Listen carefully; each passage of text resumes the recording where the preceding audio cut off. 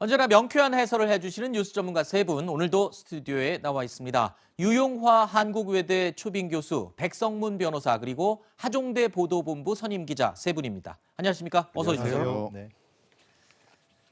자, 국정농단 사건으로 복역 중이었던 이재용 삼성전자 부회장, 광복절을 맞아 오늘 오전 보신 것처럼 가석방으로 출소했습니다. 지난 1월이었죠. 징역 2년 6개월의 실형을 선고받고 재수감된 지 207일 만에 구치소를 나오게 된 겁니다. 자, 구치소에서 나와서 취재진 앞에 모습을 드러냈던 이재용 부회장의 모습 다시 한번 보시죠.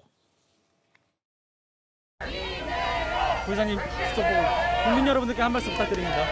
우리 국민 여러분들께 너무 큰 걱정을 끼쳐드렸습니다. 정말 죄송합니다. 저에 대한 걱정, 비난, 우려, 그리고 큰 기대 잘 듣고 있습니다. 열심히 하겠습니다. 세상에서 받으셔야 되고 취업비한테 되셨는데 신경 좀 말씀해 주세요. 저 경제 활성화 대책으로 어떤 고민하고 계신가요?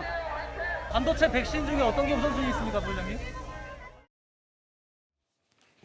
자, 이 부회장이 구치소에서 나왔다고 해도 완전히 자유로운 상태는 아닙니다. 사실 이 가석방이 결정된 건 며칠 전이었고요. 그때부터 이 경영 복귀는 불가능할 것이다라는 말이 많이 보도가 됐었는데 취재진의 질문에도 경영 복귀에 대해서는 아무런 말을 하지 않았습니다. 일단 보호관찰 대상이죠. 네, 일단은 뭐 취업 제한 해저 관련해서는 박범계 법무부 장관이 아직 계획이 없다는 얘기를 이미 밝힌 상황이고요. 네. 그리고 이게 언론에 그 가석방되고 나서 보호관찰을 받는다는 거에 또 무슨 보호관찰까지 하나 뭐 이렇게 얘기하신 분들이 있더라고요. 그런데 원칙적으로 이제 가석방이 되는 분들은 형기를 마칠 때까지는 보호관찰 대상이 됩니다. 아하. 그게 원칙이고요. 예외적으로 이제 고령자나 중환자 같은 경우에는 예외적으로 이제 보호관찰 대상에서 제외를 해주는데요. 그러니까 이재용 부회장 같은 경우 보호관찰 원칙대로 진행이 된다면 일단 10일 내 거주지 주변에 있는 서부 보호관찰소에 가서 이제 대상자 신고 접수를 하고요. 이제 보호관찰을 왜 하는 거냐면 이제 재범의 위험성 여부하고 그리고 앞으로 원활한 사회복귀를 돕는다는데 또 일각에서는 아니 그거를 이재용 부회장한테 굳이 할 필요가 있느냐. 하지만 그건 원칙이기 때문에 네. 뭐 일단은 지금 그 상태로 진행이 돼야 될 것 같고 또 이제 거주지를 옮긴다거나 한 달 이상 이제 여행을 하게 되는 경우에는 신고를 해야 되는 그런 상황입니다. 그렇군요.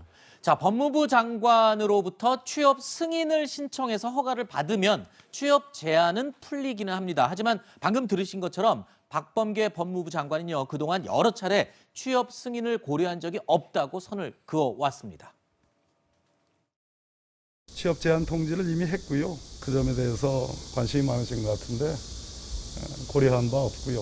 지금 아마 여러분들 관심은 취업 제한을 풀 것이냐 여부 아니겠습니까? 그러나 어제 제가 말씀드렸듯이 오로지 취업 제한이라는 측면으로만 놓고 본다면 고려한 바가 없다라는 말씀을 다시. 자, 그런데요, 궁금한 게 있습니다. 최근에 이 홍남기 경제부총리가 그런 얘기를 했습니다. 이 이재용 부회장에 대해서 좀 불편함 없게 해달라라고 법무부 장관 측에 요청을 했다고 하는데 이 말이고 취업 제한을 좀 풀어달라라고 요청한 게 아니냐는 보도가 있었는데 만약에 그 얘기는 이미 네. 법무부 장관이 자기가 공식적으로 들은 바 없다라고 그래요? 이미 부인을 했기 때문에 네. 아마 제대로 전달은 안 된 것 같은데 그렇군요. 취업 제한을 만약에 푼다 하는 이 얘기는 결국은 이재용 삼성전자 부회장이 경영 활동에 복귀해서 한다 이런 얘기잖아요. 네. 만약에 이게 자기가 원한다면은 법무부에 그 관련된 그 위원회가 있어요. 특별경제사범 관리위원회. 여기에 만약에 심의 요청하면은 법무부 차관위 위원장으로 10명의 위원이 있거든요. 네. 거기서 만약에 오케이를 하게 되면은 취업 제한이 풀릴 수도 있죠. 그런데 지금 현 정권에서 지금 박범계 장관이 얘기했듯이 그런 거 고려한 적이 없다라고 하는 걸로 봐서 설령 신청하더라도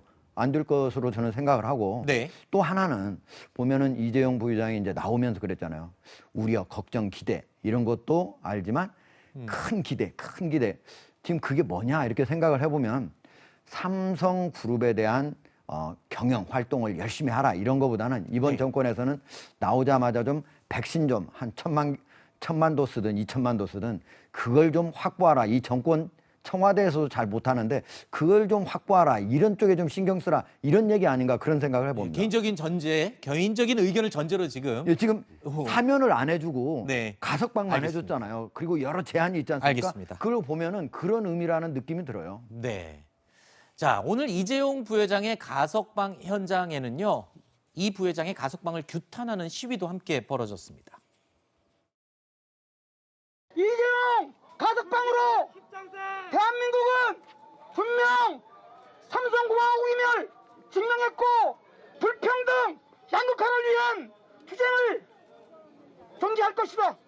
삼성그룹이 어떻게 쉽게 이렇게 나올 수 있습니까? 삼성 때문에 먹고 사는 것이 아니라 삼성에 있는 노동자들 때문에 먹고 사는 겁니다. 그 많은 노동자들의 희생에 의해서 대한민국의 재벌들이 형성되어 있습니다. 청와대는 일단 이재용 부회장의 가석방을 두고 문재인 대통령이 별다른 입장 표명은 없을 것이다라고 설명을 했습니다. 교수님, 네. 사실 뭐 특사나 이런 것들은 대통령의 고유 권한이지만 가석방은 법무부 장관의 영역이지 않습니까? 그러니까 청와대에서도 뭐 이에 대해서 특별히 이야기를 하는 것은 좀 어울리지 않을 수도 있을 것 같습니다만. 네, 그럴 수밖에 없겠죠. 여러 가지 뭐 고민이 많았을 거라고 생각이 네. 드는데요.